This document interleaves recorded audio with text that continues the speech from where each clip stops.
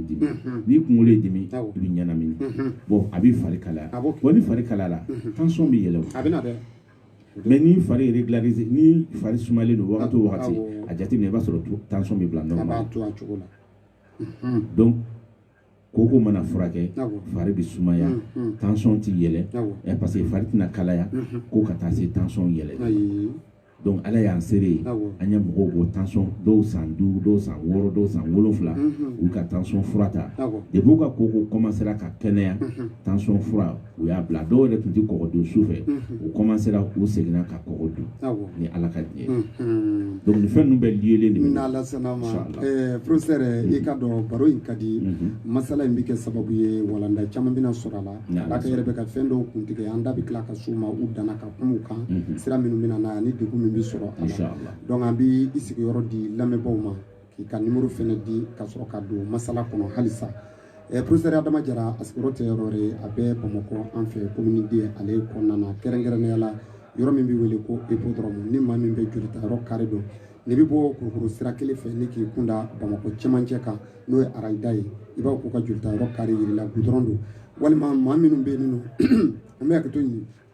n'olu bɛ bɔ arayida yan fan fɛ ni k'u kunda commune 1 bolo kan n'o de ye ka u ɲɛsin Kulukoro goudron kelen ma i bɛ ɲininkali kɛ k'u ka jolita yɔrɔ kari ni ka a yirila n'i farala jolita yɔrɔ goudron kelen fɛ i bɛ yɛlɛ ka dɔɔni kɛ n'i bolila ka na se ɲɛfɛ mètre 200 bɔ ɲɔgɔn kɔ i bɛ kunkɔrɔta i bɛ fɛn sɔrɔ ɲɛfɛ sɔmi ka se fɛn ma kini bolo fɛ kari laban yali ka se fɛn ma fara ka don kari kɔnɔna na dɔrɔn i ka boli ni ka n'i jɔ lɔgɔ tonen bɛ da la i bɛ ɲininkali kɛ k'i bɛ taa professeur Adama Jara fɛ walima i to balontan terrain yɛrɛ da la i ka ɲininkali kɛ walima maa o maa bɛ Bamakɔ Hayidara tun bɛ wajuli kɛ hippodrome terrain min kan bɛɛ b'i yen dɔn boli ka n'i jɔ terrain kan dɔrɔn a fɔ ko ne jɔlen filɛ terrain da la ɲininkali banna n'i jɔra ye professeur wele a bɛ sira surumani don i kɔrɔ i bɛ boli fɔ ka n'i jɔ i ka dɔn belebele ale ka da la a ka nɛgɛjuru sira gale o filɛ o tɛ dɔwɛrɛ ye o de ye 73 52 52 24 n bɛ segin a kan 73 52 52 24 a ka numéro filanan o filɛ nin ye 66 83 29 54 66 83 29 54 o ye professeur Adama Jara ka nɛgɛjuru siraw ye an b'a di tudunkan na maliyɛn bɛɛ ka kalan cogoya tɛ kelen ye numéro gale o tɛ dɔwɛrɛ ye o ye 73 52 52 24 o numéro gale numéro filanan ale ye 66 83 29 54 o ye professeur Adama Jara ka nɛgɛjuru siraw ye n'i y'a gosi waati o waati i ni professeur bɛ kari ɲɔgɔn na n'i b'a fɛ ka kuma fɛ hali WhatsApp kan n'i tɛmɛna sira surun bɛ d'i ma i bɛ se k'i ka gindo bɛɛ ɲɛfɔ yɔrɔ min na nɔgɔya kɔnɔna na professeur an bɛ taama i y'a jira an na ko kɔnɔ sababu b'i bolo n'a traité la ala ta kɔfɛ lafiya bɛ na diɲɛ kɔfɛmaw ɲɛ b'an na réseaux sociaux kan an ka foli bɛ s'u ma bɔlɔlɔ kan ka da olu fana sɛgɛnnen don ni bana ko ye bana juguw b'u la wari caman dunna laɲiniw ma kɛ fɛn sabatilen an bɛ ala deli ala ka bɛɛ si ka sababu ma professeur Adama Jara an mana bɔ koko la an bɛna se bana dɔ ma ko lɛminanpo lɛminanpo ye bana sugu jumɛn ye a bɛ maa minɛ cogo di maakɔrɔba bana don wa denmisɛnnin bana don bana don min bɛ se ka fɔ alhamdulillah lɛminanpo ye bana ye bana in n'a bɛ cɛ minɛ a bɛ muso minɛ a bɛ denmisɛnnin minɛ a bɛ mɔgɔkɔrɔba minɛ bana in yɛrɛ den yɛrɛ bɛ se ka bange ni a ye ka bange n'a ye parce que n'a bɛ muso kɔnɔma na parce que bana 3 de bɛ yen an k'o fɔ kanubagaw ni lamɛnbagaw ye muso kɔnɔma yɛrɛ ka bana in 3 de ka ca a fɔlɔ o ye sumaya ye muso kɔnɔma ka sumaya ka ca a filanan o ye lɛminɛnpo ye a sabanan o ye tension ye muso kɔnɔma yɛrɛ ka bana in 3 de o bana o bana très généralement n'a bɛ muso kɔnɔma na i b'a sɔrɔ a bɛ den minɛ surtout bana 2 ye n'o ye sumaya ni lɛminɛnpo ye ma ni den dɔ wolola o ye sɔrɔmu k'a la wa kosɛbɛ o b'a sɔrɔ a ni suma wolola suma de tun ka bon ba in fari la a ka kɔnɔmaya wagati o de la u ye sɔrɔmu k'a la i y'a faamu kosɛbɛ bon leminɛpo fana b'o cogo la n'a bɛ ba la a bɛ kɛ sababu ye a bɛ den fana minɛ donc den n'a bɛ se ka bange donc ale sigilen tɛ cɛ ni musoya la a sigilen tɛ n ka dɔgɔ a sigilen tɛ n ka kɔrɔ ale kɔni bɛ i sɔrɔ hadamaden sɔrɔ wagati bɛɛ bon bana fana don bana min ni microbe-laman don ale yɛlɛmani ka teli ka tɛmɛ ni bana bɛɛ ye kana nin fɔ kosɛbɛ koko t'i yɛlɛmɛ baasi tɛ koko ye bana ye bana min t'i yɛlɛmɛ mais leminɛpo ale bɛ yɛlɛmɛ yɔrɔnin kelen hadamaden na surtout jamajɛ ɲɛgɛn ale bɛ sɔrɔ o n'a ɲɔgɔnnaw ɲɛgɛn public ninnu i y'a faamu o de la an ka kira sanuma ko kisi nɛɛma b'a kan ko ni mɔgɔ min bɛ don ɲɛgɛn na k'i ka ji caya i mana don i bɛ sigi yɔrɔ min na e ka ji b'o yɔrɔ la ni microbe ye 100 i b'a sɔrɔ ji bɛ taa ni 60 bɛ 70 ye a tɔ 30 min bɛ to yen a ka ca Ala fɛ o yɛlɛman de la donc baara in bɛ kɛ ten a bɛ sɔrɔ ɲɛgɛn kɔnɔ a bɛ sɔrɔ lamɛnbagaw ka hakɛ to a bɛ sɔrɔ kafoɲɔgɔnya fɛ a bɛ sɔrɔ fini jukɔrɔ fini ninnu ka falen ɲɛfɛ a bɛ sɔrɔ olu n'a ɲɔgɔn fɛ donc ninnu de bɛ kɛ sababu ye k'a lase hadamaden ma bon n'a ser'i la e yɛrɛ b'a dɔn cogo di la première des choses ko leminɛpo bɛ ne karisa la an bɛ don an cɛlakaw ka baabu la fɔlɔ cɛ b'a dɔn cogo di i b'a ye a fɔlɔ worokɔrɔ ŋɛɲɛ sen ma worokɔrɔ ŋɛɲɛ n'o daminɛna e de bɛna ye i cɛtɔ n'i donna ɲɛgɛn na i b'a tereke ni fu ni safinɛ ye a tereketɔ f'i bɛ nisɔndiya a terekeli ka di nka n'i tilara a bɛ komi n'i y'a foronto muɲu dimi daminɛ donc ale bɛ o cogo la a bɛ t'o fana na a bɛ na ni se ka na ni ji jɛman bɔ ye cɛ la o ji jɛman bɔ bɛ na cogo di i b'a ye ale mana taa sugunɛ kɛ sugunɛ daminɛ ji jɛman in bɛ se ka bɔ cɛ la walima sugunɛ laban ji jɛman in bɛ se ka bɔ walima n'a taara banakɔtaga la a bɛ tɔntɔnni min kɛ ji jɛman in bɛ bɔ donc leminɛpo bɛ na ni o ye a bɛ t'o la cɛ yɛrɛ la a bɛna nɛn de bɔ cɛya da fɛ a bɛ fɔ o de ma o y'a bɔlen leminɛpo ka phase la o y'a kɛlen damajalan ye donc n'a kɛra damajala ye dɔw k'o sopese dɔw o mɔgɔw ka tɔgɔ cogo tɛ kelen donc o y'a bilalen o phase la bon a bɛ t'o phase de la n'i ma kɔn a ma n'o kɔni tora ka nɔgɔya i b'a ye wagati caman i jɔlen a bɛ piqué a tɛ kɛ dimi de bɛ i sɔgɔ dɔrɔn ka taa a douleur bɛ bali ka na mais a tɛ kɛ dimi basigilen cɛya kɔnɔ k'i ci dɔrɔn ka taa k'i sɔgin dɔrɔn a bɛ taa i bɛ hakɛ to i b'a ye mɔgɔw dɔw b'a u jɔlen dɔrɔn u bɛ bali dɔrɔn k'u cɛya bisi parce que a bɛ kɛ yɔrɔ min na a bɛ kɛ sugunɛ bɛ bɔ wo min fɛ a bɛ k'o de kɔnɔ bon bolodun tɛ se ka don k'i b'o o siɲɛ donc solution min b'a la e de b'a minɛ k'a bisi k'a lasa ka se ka lafiya dɔɔni sɔrɔ donc a bɛ kɛ o kɛcogo ye a b'o kɛ cɛ la wagati bɛɛ i jɔlen a bɛ kɛ komi courant bɛ ci a bɛ sin ka bali ka tak a bɛ tɛmɛ nka a tɛ kɛ dimi min bɛ basigi wa ale de fana ala ka n'a cɛ janya ale de bɛ cɛ yɛrɛ ka denkisɛ faga parce que a k'o fɔ bɛɛ ye i bɛ taa sɔrɔ cɛ caman bɛ yen u bɛ kalo da u muso la ko muso ka denko gɛlɛyalen ko muso de don ko nin donna a bɔ tan mais olu b'a ye lamɛnbagaw ka hakɛ to cɛya bɛ wuli lawa bɛ bɔ olu yɛrɛ fɛ k'o de ye den sɔrɔ sababu da ye mais k'a sɔrɔ denkisɛ de bɛ lawaji in na bon leminɛpo mana kɔgɔ cɛ la a ka teli ka denkisɛ de faga ka bɔ cɛ la bon a bɛ komi sisan mɔgɔ sumansi mana k'i bolo n'i y'a mɛn a bɛ fɔ ko ka sumansi woloma kun de b'a la ɲɔkisɛ bɛɛ tɛ dan ayi a dɔw tɛ falen dɔw tɛ falen bon o b'o cogo la lawa in fɔlɔ na kisɛ dɔw de b'a la a bɛɛ tɛ kɛ den ye yɔrɔ dɔw de kisɛ dɔw de bɛ yen olu de bɛ tɛmɛ ka kɛ den ye bon ni olu kisɛ t'a la i b'a ye i bɛ cɛ ni musoya kɛ i bɛ lawa sɔrɔ cɛya wulilen don mais e tɛ den sɔrɔ o fana réglages bɛ yen don n'a nataw la an da bɛna don kumaw la mais leminɛpo de kɔni bɛ nin lase cɛ ma n'an bɔra olu ka phase la a bɛna musow ka phase la kuma sera koloma yɔrɔ ma i y'a faamu n'an nana muso ka phase la i bɛna ye n'a ye muso minɛ a bɛ daminɛ ni an y'a kelen min fɔ cɛ kan n'o ye worokɔrɔ ŋɛɲɛ a b'o kɛ cɛ la a b'o kɛ muso la, a b'o kɛ cɛ la a b'a kɛ muso la, worokɔrɔla in de b'a ŋɛɲɛ a bɛ t'o la a bɛ kɛ perte blanche ye mɔgɔw b'a ka hakɛ to n'o ye ji jɛman bɔ ye o bɛ na muso min o i b'a sɔrɔ ji in a kasa ka ko bon n'a sera yɔrɔ min ma lamɛnbagaw ka hakɛ to hali ni cɛ yɛrɛ kafoɲɔgɔnya kɛ n'a sera cɛ ma i b'a sɔrɔ a fari b'a ŋɛɲɛ a bɛ muso yɛrɛ worokɔrɔla ŋɛɲɛ n'a ji sera yɔrɔ min na a bɛ kɛ ŋɛɲɛ ba ye donc o ji in fana kasa ka bon a bɛna t'o la o ji de bɛna kisɛ k'a kɛ komi nɔnɔ kumu a bɛna t'o la a ji bɛna tigɛ ni ji in tigɛra a bɛna kɛ sababu ye a bɛ muso jalan se muso ma donc odeur dɔ de bɛna kɛ bɔ musoya kɔnɔ lamɛnbagaw ka hakɛ to kuma ɲɛfɔ don bana fana don n'a ma ɲɛ walawala a tɛ si dɔn donc o de b'an bila nin na dajuguya tɛ dɛ mɔgɔw ka faamu voilà donc an fana lamɔnen don ka ɲɛ mais hadamadenya a tɛ taa fɛn dɔw de kɔ f'an k'olu fɔ ɲɔgɔn ye donc n'a nana ni o wagati la e bɛna ye a bɛna commencer ka odeur sugu dɔ ta odeur in fanga ka bon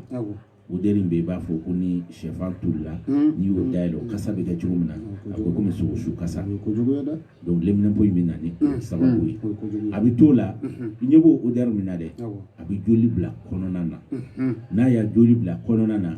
i bɛ mɔgɔ caman ye u b'a fɔ ko kasa b'o da la k'u b'o da k'o ka dɛsɛ an bɛ mɔgɔw dɔn an ye mɔgɔw yɛrɛ ye fɛntigiw don ya pati da gɛlɛn sugu bɛ utiliser kasa ma tigɛ o ma pour que k'a dɔn ko kasa in t'i da la k'a b'i kɔnɔna na i b'a ye la première des choses a bɛ banakɔtaga kasa yɛlɛmɛ i b'a sɔrɔ banakɔtaga n'i taara kɛ banakɔtaga kasa ordinaire t'a la fɛn mana toli o kasa dɛ i bɛ taa sɔrɔ o de bɛ to ka k'i ka kasa di min ye banakɔtaga yɛrɛ kasa normal kasa ye mais fɛn toli kasa i b'a ye o de bɛ bɔ i ka banakɔtaga la bon ni o de kɛra o kasa de bɛna bɔ i da la parce que an y'o de fɔ hadamaden bɛ kuma min fɔ a bɛ bɔ kɔnɔbara de kɔnɔ fiɲɛ de b'a pousser ka na da la o fiɲɛ kelen o de b'a pousser ka taa don i kumaɲɔgɔn tulo la a b'a dɔn sisan ko e y'a min fɔ bon ni o fiɲɛ tatɔ n'o o y'a sɔrɔ kasa dɔ bɔra da kɔnɔ o kasa ni o bɛ taa don o tigi nun na o b'a dɔn ko karisa bɛ karisa da la dɛ i y'a faamuya donc n'o y'o dɔn o fana b'a fɔ a karisa i da kasa bɛ dɛ mais k'a sɔrɔ kasa tɛ da in na ko kasa in bɛ kɔnɔbara de o e de b'i si kɛ ka da k'o sa k'o ɲɛɲini i t'a solution sɔrɔ mais a ka ca ala fɛ n'i y'a leminɛnpo fura n'a fura kɛra normal yɛrɛ la i b'a ye kasa odeur in bɛ tunu de net pewu donc a bɛ nin lase muso fana ma a bɛ nin lase cɛ ma donc n'a bɔra o yɔrɔ la a bɛna se muso jalanya ma lamɛnbagaw ka hakɛ to n'o sera muso ma sa ni su kora dɔrɔn ale ja de bɛ tigɛ parce que waati bɛɛ ni cɛ nana ale de bɛ to kalontigɛ la n fari man di n na dɛ an bolo bɛ ji la dɛ n sen bɛ ji la dɛ k'a sɔrɔ nin si tɛ hɛrɛ de tɛ yen parce que lamɛnbagaw ka hakɛ to kafoɲɔgɔnya bɛ labuli diya dɔ de kama bon ale bɛ douleur de sɔrɔ dimi n'ale y'a dimi sɔrɔ o de b'a to ale bɛ siran a kɛlen ɲɛ bon fɔ dɔw bɛ yen liquide dɔw bɛ feere pharmacie na u b'olu san gel lamaw de b'olu placer dɔw bɛ situlu placer mais nin si t'a solution ye f'i ka fura de ɲini ka k'a la ka ca ala fɛ n'i ye fura ɲini ka k'a la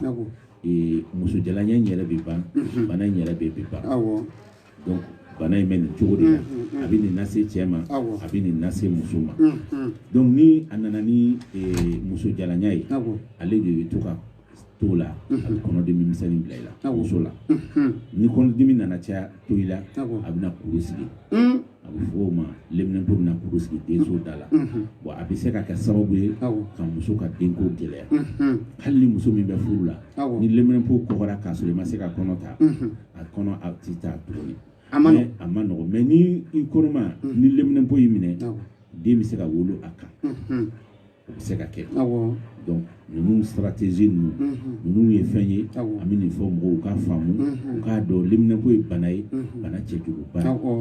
kɔlɔlɔ caman de b'a kɔnɔ wagati n'a cogoya kama an da tɛna se ka fɔ mais an bɛ nin kumaba ninnu ta k'a fɔ lamɛnbagaw ye u ka ninnu faamu inchallah mais professeur sɔnni an ka bɔ a kɔnɔ yalima labɛn b'e bolo min bɛ se ka leminɛnpo furakɛ ka bɔ muso ni cɛ ani denmisɛnnin maakɔrɔ bɛɛ lajɛlen la wa juste labɛn bɛ yen komi an y'a cɛ fɔ ka musow fɔ an bɛ fitinin fɔ denmisɛnninw kan pour que mɔgɔw k'a dɔn ko lɛminɛpo bɛ den na i b'a ye wagati bɛɛ den ka banakɔtaga a b'a kɛ wagati bɛɛ a bɛ to ka tigɛ a tɛ banakɔtaga kɛ siɲɛ kelen mais wagati miniti 30 i b'a ye a bɛ banakɔtaga dɔɔnin kɛ bawo n'i y'a pour que k'a dɔn fana i b'a ye n ye fɛn kelen min fɔ n k'o bɛ baliku sɔrɔ ale bɛ n'o fana kelen kɛ den na n'o ye jumɛn ye i b'a sɔrɔ banakɔtaga kasa normal tɛ den ta la kasa ka go ni cɛmanin don i b'a ye a bɛ banakɔtaga yɔrɔ a bɛ bilen ni musomanin don a b'o yɔrɔ bilen lamɛnbagaw ka hakɛ to hali musoya yɔrɔ a bɛ se ka joli bɔ olu la mais ala ta kɔfɛ an ka ɲininiw kɔnɔna na a ɲa fura kɛrɛnkɛrɛnnenw sɔrɔ lɛminɛpo fɔlɔ na ntɔma ala ta kɔfɛ lɛminɛpo an b'a furakɛ k'a ban i farikolo la a kɛra phase o phase ni n'an ya ɲɔgɔn ye ala ta kɔfɛ an bɛ lɛminɛpo furakɛ tile 15 ka se tile 20 ma ni ala ka diɲɛ inshallah ko calen tɛ kojugu ayi alhamdulillah tabarikala teri bɛnnen don alhamdulillah o diyara n ye donc professeur an bɛ sigiyɔrɔ fan min na don babu wɛrɛw olu kɔnɔna na ka d'a kan mɔgɔw ka kumaw tɛ kelen ye minnu bɛ ka an ta arajo kan ani minnu bɛ na an lamɛn ani minnu bɛ na tila k'an lajɛ bɔlɔlɔ sanfɛ an ka foli bɛ se aw bɛɛ ma mɔgɔ min b'an bolo bi o de ye professeur Adama Jara an n'a bɛ ka masala fɛn min kan o de ye bana ye bana ye fɛn ye min ni a mɔgɔ si seko tɛ a la i seko t'a la mun na ale bɛ bɛɛ de sɔrɔ mais kisi ani tanga o bɛ ɲini ala fɛ ka sɔrɔ ka wuli ka jɔ kɛ ka furabɔlaw k'u sɛgɛrɛ ka jigi sɛmɛ olu la ni ala farala maa min kan k'u ka dugawu jaabi ala bɛ kɛnɛya d'i ma professeur Adama Jara ye maa ye maa min ka wuli ka jɔ ka bɔ jamana in kɔnɔ bi ka adamadenw furakɛ sabu a ka recherche ma dan côté kelen ma a y'a ɲini farafin fura kunda ka tila ka gɛrɛ docteurw la ka kalan wɛrɛw ɲini kalan min bɛ kɛ sababu ye ni bana ye mɔgɔ sɔrɔ a kan ka dɔn cogo di ko ni bana b'a la a kan ka dɔn cogo di ko ni degun b'a kan hali ni banabaatɔ ma kuma ni professeur sigira k'i ka bana daminɛ sababu fɔ a ye a bɛ don a la k'a tɔ bɛɛ lajɛlen ni k'a walawala ye o hukumu kɔnɔna na an bɛ professeur Adama Jara sigiyɔrɔ fɔ aw ye a b'an fɛ Bamakɔ commune D ale kɔnɔna na hippodrome yɛrɛ kɔnɔna na ni maa min bɛ hippodrome jolitayɔrɔ carré dɔn i bɛ Bamakɔ fan o fan i bɛ continuer ni ka na i b'a fɔ k'u ka jolitayɔrɔ carré de la hippodrome na i bɛ fara ni k'o sira kelen minɛ ka bɔ goudron na n'a sɔrɔ i bɛ ka bɔ Kulukoro sira de fɛ ni k'i continuer ni k'i kunda Bamakɔ cɛmancɛ kan i bɛ se jolitayɔrɔ carré la dɔrɔn i bɛ fara i kini fɛ wa n'i bɛ ka bɔ Arayida la Numan fɛ i bɛ fara i bɛ continuer ka boli Paraɲa 200 Bɔɲɔnko i bɛ boli i bɛ kunkɔrɔta i bɛ fɛ i ɲɛfɛ goudron kan sɔmi i ka se fɛ ma kini fɛ carré laban fara ka don carré in kɔnɔ dɛ i ka boli dɔɔnin dɔrɔn ani goudron man jan i bɛ n'i jɔ i bɛ lɔgɔ tonnen da la balontan terrain yɛrɛ kɛnɛ kan i bɛ weleli kɛ nɛgɛjuru siraw la o numéro gale o de filɛ nin ye o ye 73 52 52 24 n bɛ se k'a ka 73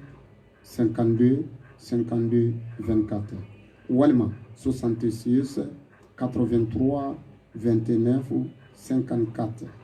n'i ye nin numéro fɛn o fɛn wele i ni professeur Adama Jara a bɛ ɲɔgɔn sɔrɔ todunkan na an b'a di aw ma bana bɛ aw minnu na kɛrɛnkɛrɛnnenya la an kumana k'o kan an tun bɛ lɛminɛnpo de kan sisan an bɛna don bana wɛrɛw la a bɛ se ka professeur wele 73 52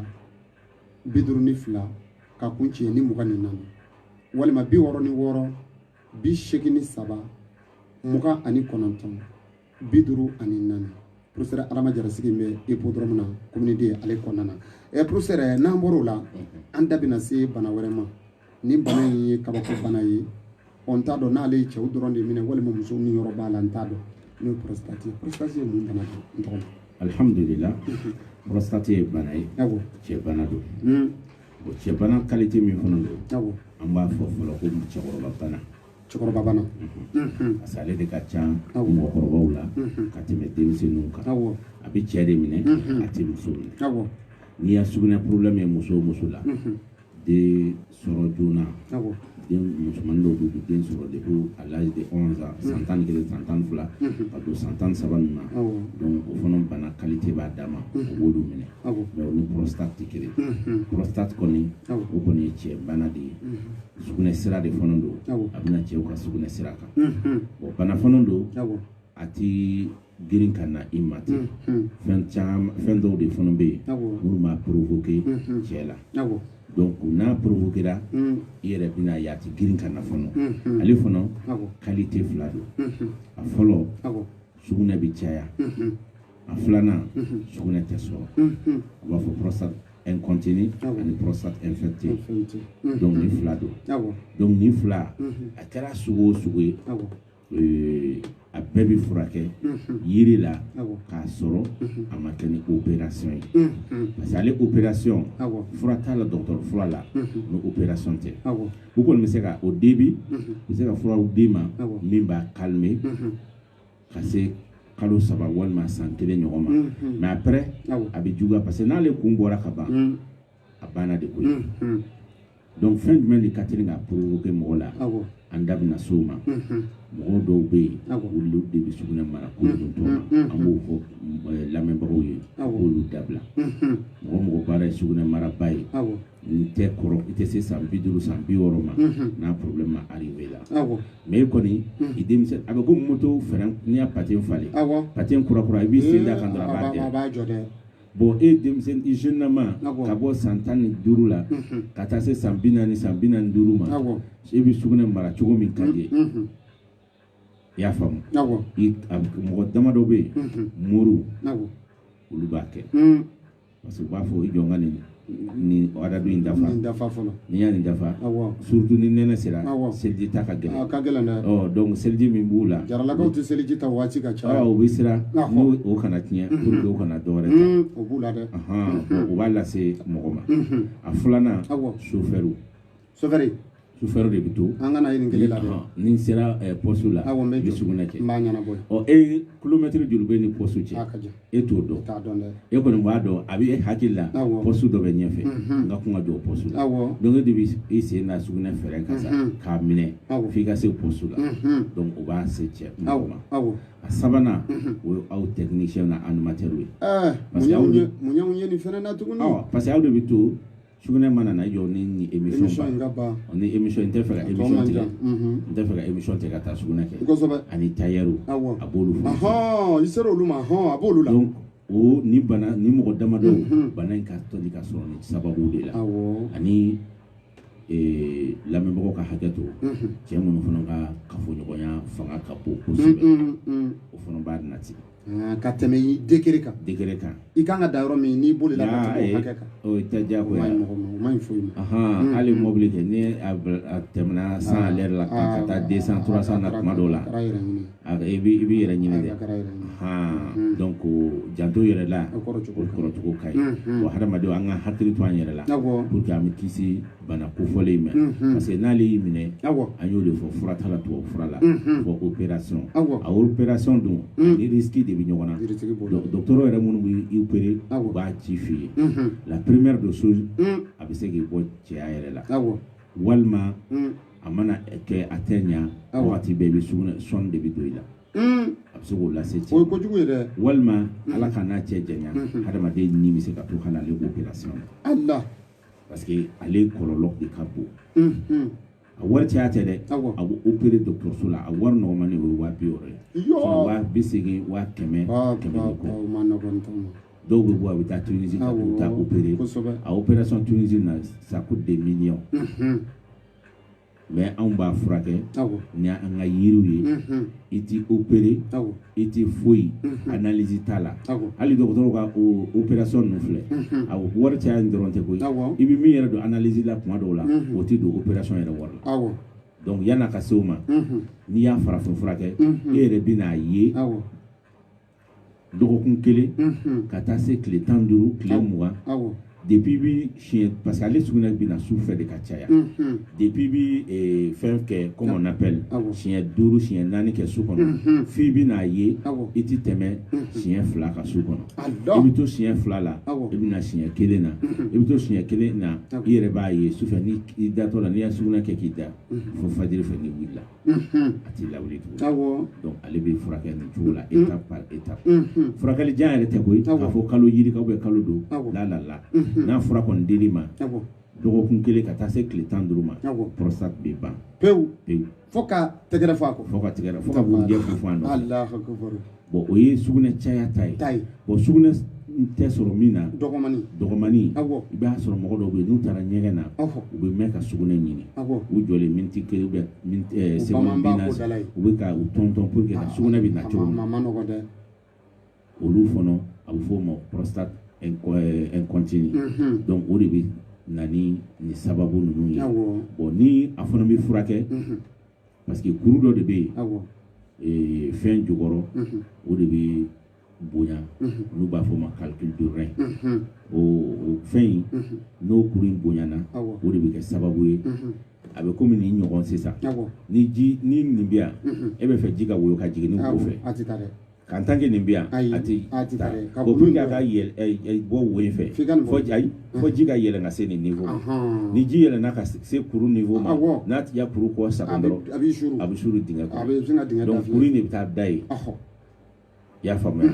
sugunɛ sira la o de la i bɛ mɛn ka sugunɛ ɲini o bɛ tɔntɔnni min kɛ o de bɛ sugunɛ layɛlɛ kuru in sanfɛ dɔɔnin fo ka n'a ban o kɔnɔ fa mago bɛ niveau min na fa mago bɛ niveau min na f'a ka se yen a bɛ sɔrɔ ka suru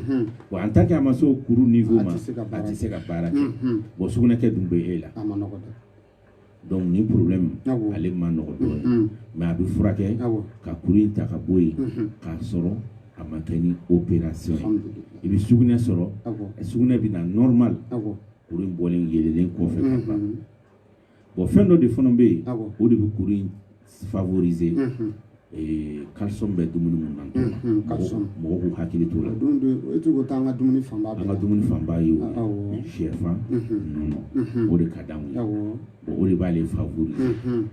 lagosi tɛ dɛ k'a fɔ an bɛ ka dumuni fɛn dɔ de lagosi non mais bana furakɛli fɛn min b'a provoquer f'olu fana ka fɔ hali n'o ni e ka hɛrɛ dɔ bɛ ɲɔgɔn inchallah a bɛ fɔ de dɛ n'Ala sɔnna ma ayiwa professeur Adama i y'a yira an na k'a fɔ ko sababu b'i bolo min bɛ se k'ale fɛnɛ wuli ka bɔ mɔgɔw kan minnu ye u jigi da i kan mais sɔmi an ka jaabi di ale kan komi waati ka dɔgɔ an na an b'a lajɛ directement an bɛ taa jabɛti nɔfɛ professeur u y'a fɔ an ye ko jabɛti fura dumanba k'i bɛ o dɔn yalima tiɲɛ dɔ wa alhamdulillah ala ta kɔfɛ jabɛti tɔ kɔni ni y'an ɲɔgɔn ye a kɛra phase o phase ye i b'a ye i bɛ lafiya parce que jabɛti fana ye bana ye i b'a sɔrɔ a bɛ cɛ la a bɛ muso la a bɛ denmisɛnnin na a bɛ mɔgɔkɔrɔba la wa ale fana ale sɔrɔ ka di diɲɛ sira de fɛ n'a bɛ fa la a bɛ ba la a ka teli ka na i ma mais a bɛ se ka mɔgɔ sɔrɔ fana k'a sɔrɔ a t'i fa la a t'i ba la o ye jumɛn ye dumuni kɛtaw mɔgɔ minnu bɛ sukaromafɛn dun k'a dan sago parce que mɔgɔ dɔw bɛ yen i b'a sɔrɔ n'u nana don hɛrɛ la u bɛ taa kɛ boisson ba min ye boisson ka ɲi mais min wagati b'a la cɛ o cɛ baara de ka boisson min ka t'i da i tɛ wagati sɔrɔ a la ni jabɛti min bɛ jaralakaw ka baara don i y'a faamu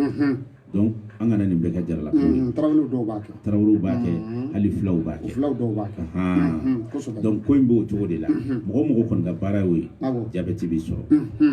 ani musow ka mɔni tulu produit kelen a bɛ jabɛti se mɔgɔ ma mais n'i y'a fɔ a bɛ bonya hadamaden dɔw hakili an bɛɛ tɛ se o kɔrɔ dɛ voilà parce que mun na n tɔ ma i sigilen e bɛ wɔsi i ka fini bɛ ɲigin e dun ma ji bɔ i kan a bɔra wɔsiji bɔra da dɔ de fɛ si kunda de bɛ hadamaden na ji bɛ b'o fɛ farikolo bɛ expirer n'o de i y'a faamu wa o si kunda in n'i bɛ tulu mun tulu bɛ don o si kunda in de fɛ ka taa joli la n tɔ ma fura b'anw yɛrɛ bolo an b'a fɔ farafin fura sɔrɔmu anw fana bɛ sɔrɔmu don mɔgɔ la ni furamugu k'i tigɛ la k'a don o si bɔda ninnu fɛ k'i furakɛ n'a ye ala ta kɔfɛ farafin fura sɔrɔmu anw yɛrɛ bɛ sɔrɔmu kɛ mɔgɔ n'an ka yiriw ye i y'a faamu pikiri tɛ mais a sɔrɔmu jilama don n'a kɛr'i fari la i yɛrɛ b'a ye furamugu dalen filɛ i fari la a tilara ka don i fari kɔnɔ i yɛrɛ a tɛ k'i ko kɛnɛkan jalaki don o bɛ kɛ cogo min na tulu fana bɛ don mɔgɔ farikolo la o cogo de la muni tulu o de b'a to a bɛ taa parce que muni tulu ninnu base bɛɛ ye sukaro de sukaro b'a la dɛ a dɔw ka timi ko n'a mun da la i b'a ye i bɛ se k'a nɛmɛ ten donc o b'o cogo de la o de la jabɛti bɛ mɔgɔ sɔrɔ ni nin sira ninnu ɔ mais n'a y'i sɔrɔ ale bɛ kɛ sababu ye ka ko caman lase i ma mais la première de chose i kɛra cɛ o i kɛra muso ye o e b'a dɔn cogo di yanni ka taa dɔgɔtɔrɔso la teliya la ko jabɛti b'i la i bɛn'a ye i ka sugunɛ kɛta de bɛ caya ale sugunɛ fɔlɔ ani prostate sugunɛ tɛ kelen prostate sugunɛ bɛ na su fɛ ka caya o jabɛti dun su t'a la tile t'a la ale b'i bila sugunɛ kɛ de la i que ça soit i kɛra muso ye i kɛra cɛ ye i bɛ sugunɛ de kɛ ka caya wagati bɛɛ wa i b'a sɔrɔ sugunɛ in fana a ɲɛ bɛ jɛ b'a sɔrɔ dɔw bɛ yen sugunɛ couleur bɛ kɛ jaune ye dɔɔni mais u tɛ diabète t'a la ale ɲɛ bɛ jɛ de piya i y'a faamu kontannen don k'i sugunɛ ka ja ko b'i kan bon a bɛ na ni mun fana ye a b'i kan fiyɛ i b'o remarquer ka kan fɛgɛya k'a kan fiyɛ k'a kɛ komi kan bɛ ja quoi komi i bɛ sunkalo la wagati bɛɛ tu as envie i yɛrɛ mago bɛ ji la nɔgɔ b'i la wagati bɛɛ ka ji min k'a sɔrɔ jiko tɛ i mana ji min cogo o cogo sɔɔni i bɛ taa sugunɛ kɛ sɔɔni tuguni minɔgɔ bɛ minɛ donc a b'o n'i y'o y'i la dɔrɔn n'i ka kegun dɔrɔn a boli ka taa dɔgɔtɔrɔso la min ka surun i la i bɛ t'i ka jabɛti taux lajɛ i b'a sɔrɔ jabɛti yɛlɛnnen don donc a bɛ dɔn nin dɔn cogo de la nka n'i y'a dɔn sa fura t'a la tubabu fura la dɛ an k'o fɔ ɲɔgɔn ye parce que fura fila de b'a la tubabu fura la o ye pikiri a n'a furakisɛ ye furakisɛ in qualité kɔni ka ca an tɛna an yɛrɛ bila a bɛɛ tɔgɔ fɔli la a qualité ka ca mais dɔwɛrɛ kɔni t'a la ni nin fila tɛ n'u m'i bila furakisɛ t'a la o n'i bila pikiri nin na mɔgɔ bɛ pikiri la i bɛ pikiri la mɔgɔ tɛ pikiri la i bɛ pikiri la wa n'a sera yɔrɔ dɔ la ale fana bɛ jouer jala kan a bɛ jouer cɛ ka jala kan i y'a faamu jabɛti bɛ jouer jala kan i n'a fɔ koko bɛ jouer jala kan cogo min na tension fana b'o cogo la nin fɛn damadɔ de bɛ jouer jala kan donc ni ko b'o cogo la n'a nana nin nacogo la i bɛ a farafin furakɛ a ka ca ala fɛ jabɛti a mana k'a phase o phase n'i y'a jiri tugu a la i b'a ye i bɛ lafiya parce que ala de ko ten ale y'a jiri de di hadamaden ni bagan ma an k'an yɛrɛ dilan n'a ye n'i banana i bɛ yiri kɛ k'i furakɛ ni kɔngɔ b'i la i bɛ yiri kɛ k'i ladumuni an bɛ malo minnu dun yiri dɔ kɛ mangoro pomme de terre a bɛɛ yiri tɔgɔw de b'u différencier fɛn wɛrɛ bɛ yen i b'a ye farafin de la ni farafin min kalara ale yɛrɛ fɛ k'ale évoluer la k'ale tɛ yiri utiliser n'i y'a mɛn mɔgɔ da la k'a tɛ yiri utiliser n tɔ m'a fɔ a k'a ye nkalon tigɛ ni yiri t'a bɛ sa o et puis ni yiri yɛrɛ tɛ ayi tɔgɔ wɛrɛ de bɛ wele ale la min tɛ hadamaden ani min tɛ normal ye i y'a faamuya fini min b'a la n ko yiri don n'i y'a fini bɔ dun tɔgɔ wɛrɛ ma wele la ko fa donna ka sa donc ala k'an kisi o ma donc mɔgɔ si tɛ se ka vie ni yiri tɛ yiri de ye hadamadenya yɛrɛ source yiri ni ji hadamadenya yɛrɛ soupassement yiri fila de donc jabɛti yiri de b'a la anw bolo n'i y'a ta i bɛ ala jɔyɔrɔ ye wa ni jabɛti ya joli b'i la a kɛra joli sugu o sugu ye n tɔ ma ni n'anw sera ka ɲɔgɔn ye i b'a ye ka jabɛti joli a mɛnnenba i la o ye kalo kelen ka don kalo fila la a bɛ joli da de bɛ fin parce que jabɛti tɔ ka joli ji de bɛ caya la bon ni ji bɛ caya i b'a ye min bɛna dɔgɔtɔrɔ minnu bɛ pansement kɛ wagati bɛɛ u bɛ sogosu de tigɛ ka bɔ a la bon u bɛ t'o sogosu tigɛ de la f'u bɛ taa i sen bila kolo la dɔɔnin dɔrɔn u b'a fɔ ko non ko nin infecté la ko fo k'a tigɛ donc c'est trop tard mais u bɛ mɔgɔ caman sen tigɛ n'a n'olu ya ɲɔgɔn ye walayi ala t'a kɔfɛ ou bien sentigɛ bɛ bɔ a la ou bien bolotigɛ bɛ bɔ a la ala t'a kɔfɛ ala kɔni y'o yiri ɲuman d'an ma inshallah professeur komi an bɛ waati kunkurunin baara de kɔnɔna na an b'a lajɛ ka cɛya fura tuguni na ka sɔrɔ k'i sigiyɔrɔ fɔ ka nimoro di ka bɔ kɛnɛ kɔnɔ cɛya fura duman dɔ mankutu b'i fɛ yen nɔ ko jabi dako kelen a bɛ cogo di alhamdulillah cɛya fura b'an bolo a ka ca ala bɛ taa kɔfɛ parce que hadamaden n'i y'a fɛn min ɲɛɲini a ka ca ala fɛ i bɛ dɔ sɔrɔ o la wari ka d'an bɛɛ ye bɛɛ bɛ wari ɲini mais bɛɛ ma kɛ waritigi ye o mais mɔgɔw fana t'u ba wari ɲini k'u ma wari sɔrɔ dɛ donc a b'o cogo de la dɔɔni kɔnɔna na ala y'a fɛn min kalifa n na n'o ye jabi dako kelen ye n tɔ ma ala ta kɔfɛ n'i y'a da i ka cɛya la tarawele kɛ kunkolo la a n tɔ ma i bɛ mɛn k'i nɔgɔn i bɛ nɔgɔn kuru yɛrɛ de bon hadamaden dun an kana ɲɔgɔn nɛgɛ dɛ an y'o fɔ an ka émission daminɛ na n ko muso tɛna cɛ bara ko fila kama dɛ a bɛna jala in de kama wa an bɛ ladilikan fitinin fɔ mɔgɔw fana ye u k'u hakili to fini jalama ninnu na n'u b'a don a di finikola ma u ka to ka jala bɔ a la n tɔgɔ ma an b'o fɔ bɛɛ kɔnɔnajɛlenya sira kan n'i ka fini ni kulusi jala bɛ to ka ko dɔw ma a bɛ kulusi jala la gosi sen kɔrɔ i y'a faamu fɔlɔ cɛkɔrɔba bɛɛ i b'a sɔrɔ ni finiw bɛ taa koliyɔrɔ u bɛ kulusi jala sama ka bɔ a la ka kulusi di a bɛ ko n'a kora i b'a ye cɛkala de b'u bolo u bɛ kulusi jala in meleke a la ka di kulusi ma y'a faamu muso tun tɛ olu ka cɛkɔrɔba jala ko wa i b'a sɔrɔ cɛkɔrɔba tun bɛ san 80 san 90 a bɛ muso kura furu den caman b'a bolo